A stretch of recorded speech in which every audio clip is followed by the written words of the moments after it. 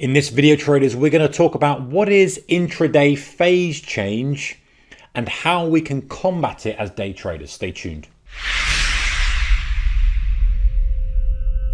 Hey guys, warm welcome to you. Thank you for joining me. Okay, so what is intraday phase change and how do we combat it as day traders and why do we need to be cautious? Okay, so intraday phase change is basically when the market changes its conditions during the trading day.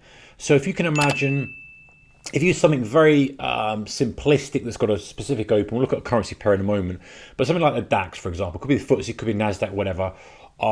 At the opening bell, you'll tend to get a period of time where there's volatility. So if we look at the DAX here, opens at 8 o'clock my time, and we've got a good range to the downside, good drive up. It's a nice, big, good 100 and something, well, almost 100-point range for the DAX in the first trading hour. If we look at the first trading hour, let's put horizontal line on, a vertical line on here, 9 o'clock, first trading hour, bang. That is our, close enough, that is our kind of opening session. Then we get a little bit of rotation back because of the drive, etc. We get another a kind of little bit of action, but it's not quite as strong as the open, right? The open was very, very strong, very, very active. And then we get this kind of bit of a quieter period. Now, coming into lunchtime, we tend to get what's the lunchtime chop period. Now, this is a little bit more busier today. And this is because especially in Europe, we're waiting for the American market to open at 2:30. So already we've got three distinct different phases, and we don't know what's going to happen when the Americans open for the final 2 hours of the trading session. Now, similar things do happen in the US. We have the opening drive, we have a kind of mid-morning rotation / maybe trend continuation. Lunchtime chop, generally just because lunchtime is always chop. Not always, let me reverse that. Sometimes when the market's active, of course, lunchtime is going to be active. But generally speaking, if you look at the majority of days, lunchtime will be choppy and range bound. And then you'll either get a kind of VWAP close or you'll get a push to extremes, depending on the day type, towards the end of the day. So what are these different phases? The different phases are different participants getting involved. If you think about the opening orders, a lot of brokers will have orders to do at the open. A lot of decisions will be made, a lot of rebalancing, a lot of money we're moving around at the open. And so stocks are going to be bought and sold, especially when we're talking about the indices.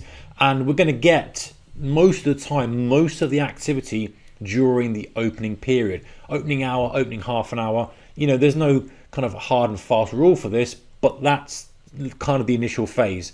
Then the second part of the day would be either when you get a slower kind of continuation of the trend. So sometimes if it kind of looks like you're starting out of a trend day, sometimes you might then get a continuation higher, not quite as aggressive as the open.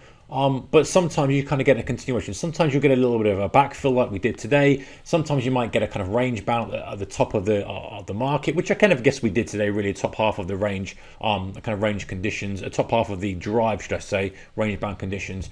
And then as you go into the lunchtime period, the volatility contracts even more, and it's great example for today, actually. Volatility contracts even more, and we get this kind of just waiting for the American Open. So what we need to be careful of is how we trade this intraday as day traders. So when we're at the open, we want to be very careful about fading moves too early. We want to really wait until they're stretched, have a good idea on what kind of moves we're expecting at the open, have a good idea on our levels, have a good idea of if we're going to trade to momentum ignition, what we're looking for, this type of stuff. And so as we then move into the next phase, again, we've got to be a little bit careful about buying breakouts. If we're a breakout type trader, the open's the time to do it, if I'm honest. If you like to trade your breakouts, trading them at the open is your better time, in my opinion, because you're just getting that extreme, you get the supply demand imbalance much more significant. Then coming to the second phase of the day, you're going to be careful. I'm just going to mark these off here, guys, so we can kind of talk about them. The second phase of that is a 2, promise you. The second phase of the day, been a little bit more careful, can get continuation to trends, but it's a type of thing where you wait for the pullback rather than you buy the break on here, you buy the break looking for a pullback because it's momentum. When you're in kind of phase 2, if you're going to buy a break and you kind of have got into thesis, you think that's good, then waiting for a rotation back before you enter in the direction of the trend is probably more wise. As you come into phase 3, just not buying breakouts at all. If anything, mean reversion or stepping away. Often a lot of day traders, myself included, like to take a break during this period and go, you know what, let's come back. The US Open, let's see exactly what's happening in the session. But at the very least, be very careful about taking breaks in the midday, because very often it's the extreme, very often it's going to rotate, very often you're going to get double tops, double bottoms. This is a great example of today. It's almost perfect. Sits in a tight range, not a lot going on whilst we wait for the Americans to come on board and sort of shuffle the money around. So, and then as you come into the kind of fourth or fifth phases, probably just about four phases for the European indices.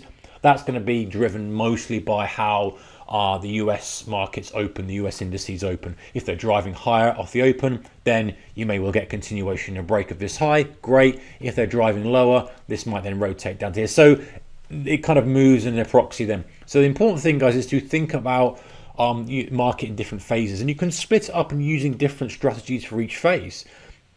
This is the important thing to think about. You know, you're much more aggressive here, slightly less aggressive here, but still open-minded to a range expansion. Here, mean reversion only, not really looking for range expansion whatsoever. And it's similar a little bit with the if we hit USD JPY, you know, you get a similar type of scenario. It's not as clear cut as you do in the indices because you've got a definitive opening level, but you can see, you know, as UK money starts to flow around from kind of 7 a.m. You can see a lot more volatility, a lot more movement from kind of 7 a.m., 8 a.m. That time. In the middle of the night, of course, you know, the Asian session is kicking off, but as you kind of tail off to it, kind of early in the morning, you know, there's not much going on. The range is tight. It's only when London money starts to really kick in and starts to flowing around.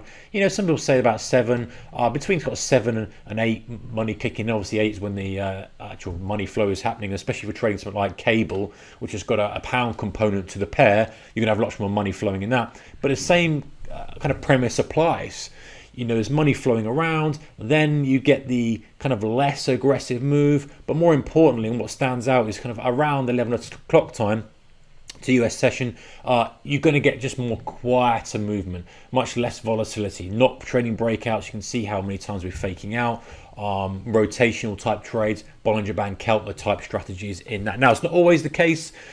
Sometimes when there's really active days, it doesn't apply. But if you can bracket your day into these phases and focus and look at each phase differently, that might help you not get caught out trying to keep chasing stuff or using the same strategy for the open as you do for the lunchtime session, because they're different type of market environments, generally speaking. Anyway, guys, that's the kind of rule of the phases. I hope that's helped. I'll see you in the next one. By the way, guys, don't forget to check out our channel sponsoring traders. Thanks, guys. Take care. Bye-bye.